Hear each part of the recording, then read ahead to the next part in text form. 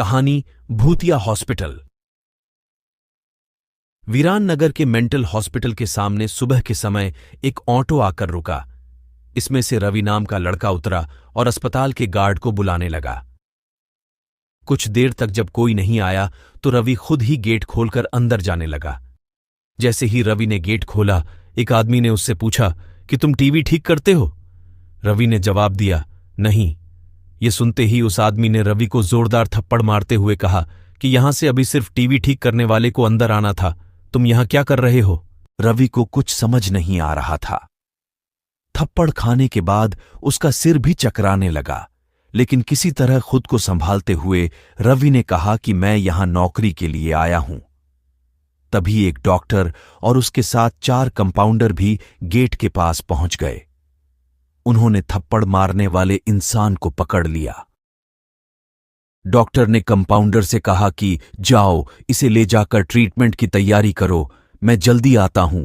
Compounder के जाते ही पास खड़ा रवि डॉक्टर के पास गया और कहा कि आज इस अस्पताल में मेरा पहला दिन है। क्या आप मुझे बता सकते हैं कि डॉक्टर पाटिल कहां मिलेंगे? डॉक्टर ने जवाब देते हुए कहा कि मैं ही पाटिल हूं। तुम यहां से सीधे जाकर अपना जॉब लेटर ऑफिस में जमा करो और वहां से ड्रेस लेकर बगल के कैबिन में आ जाना। रवि थोड़ी ही देर में कंपाउंडर की वर्दी पहनकर डॉक्टर के कैबिन में पहुंच गया। डॉक्टर ने उसे बताया कि जो तुम्हें अभी गेट में मिला था वो पागल है। पिछले 8 दिनों से वो सभी को टीवी बनाने वाला समझ रहा है। फिर जब उसे पता चलता है कि वो टीवी बनाने वाले नहीं हैं तो गुस्से में थप्पड़ मार देता है। उसके बाद डॉक्टर ने अपने अस्पताल के रमाकांत कंपाउंडर को बुलाया और रवि का परिचय सबसे कराने के लिए कहा। रमाकांत ने कुछ ही देर में रवि से सबको मिलवा दिया और फिर उसे मरीजों के कमरे में ले गया। वहां हर कोई कुछ न कुछ अजीब हरकत कर रहा था। कोई दिल टूटने वाली शायरी सुना रहा था तो कोई फिल्मी संगीत गाते हुए डायलॉग मार रहा था। सभी मरीजों को दिखाते हुए रमाकांत ने रवि से कहा कि आज के बाद से तुम्हें इन सारी चीजों को झेलना होगा। इतना कहकर रमाकांत वहां से चला गया। तभी रवि को पता चला कि उसकी नाइट ड्यूटी लगी है। दिन के समय आराम करने के बाद रवि रात को मरीजों की देखरेख में जुट गया। जैसे ही रात के 12 बजे तो सभी का चेहरा डर से पीला पड़ने लगा। हल्ला करने वाले मरीज भी चुपचाप से एक कोने में बैठ गए। यह सब देखकर रवि को बड़ा अजीब लगा। उस दिन नाइट ड्यूटी में मौजूद डॉक्टर से रवि ने पूछा कि आखिर ये सब क्या हो रहा है, सब लोग इतना डर क्यों रहे हैं? डॉक्टर ने जवाब दिया, इस अस्पताल में रात 12 बजे के बाद भूत घूमते हैं। वो सारे भूत इसी अस्पताल के पुराने मरीज हैं जिनकी इलाज के दौरान मौत हो गई थी। तुम संभल कर रहना। रवि को भूतों पर विश्वास बिल्कुल भी नहीं होता था। उसने डॉक्टर की बात को हंसी में टाल दिया और अपना काम करने लगा। उसी रात रवि अकेले बाथरूम जा रहा था। तभी उसे लगा कि कोई उसके पीछे है। मुड़कर देखने पर कोई नहीं दिखा। कुछ देर बाद उसे फिर ऐसा ही महसूस हुआ। रवि ने सोचा कि भूत की बात उसके दिमाग में घूम रही होगी, इसलिए उसे वहम हो रहा है। बाथरूम करके जब रवि बाहर आ रहा था तो उसे शीशे में लिखा हुआ दिखा कि आज तुम पागल हो जाओगे। रवि को लगा कोई उसके साथ मजाक कर रहा है, इसलिए उसने इस बात पर गौर नहीं किया और अपने काम पर लग गया। कुछ देर बाद रवि को एक तेज चीख सुनाई दी।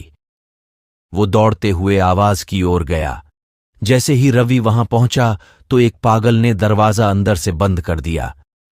किसी तरह से रवि से उस दरवाजे को खुलवाया। दरवाजा खुलते ही उस पागल ने रवि को हवा में उछाल कर गिरा दिया। रवि इतनी जोर से गिरा कि उसकी पीठ में गहरी चोट लग गई। तभी एक जोर की हंसी रवि को सुनाई दी। वही पागल हंसते हुए बोला कि मैंने कहा था ना कि आज तू पागल हो जाएगा। रवि ने गुस्से में झल्लाते हुए कहा, पागल आदमी, तूने ये क्या किया? रुक, तुझे अभी बिजली का झटका देता हूं।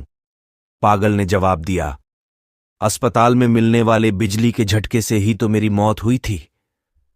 अब तू क्या मुझे कोई शौक देगा? अब मुझे इनका डर नहीं। इतना कहते ही उस पागल भूत ने रवि को एक हाथ से पकड़ा और दूसरा हाथ स्विच बोर्ड में डाल दिया। इस तरह से रवि को बिजली का इतना तेज झटका दिया कि उसकी चीखों से पूरा अस्पताल गूंज उठा। रवि की आवाज सुनकर अस्पताल में मौजूद नाइट स्टाफ दौड़ते हुए उस कमरे की तरफ आए। सबको वहां रवि बेहोश हालत में मिला। तुरंत रवि को मरीजों के बेड पर लेटाया। उसी दिन से रवि की दिमागी हालत खराब है।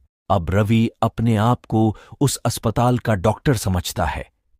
अपनी पागल स्थिति और डॉक्टर बनने के वहम के चलते रवि ने ब्लेड से अब तक कई लोगों का पेट काट दिए हैं।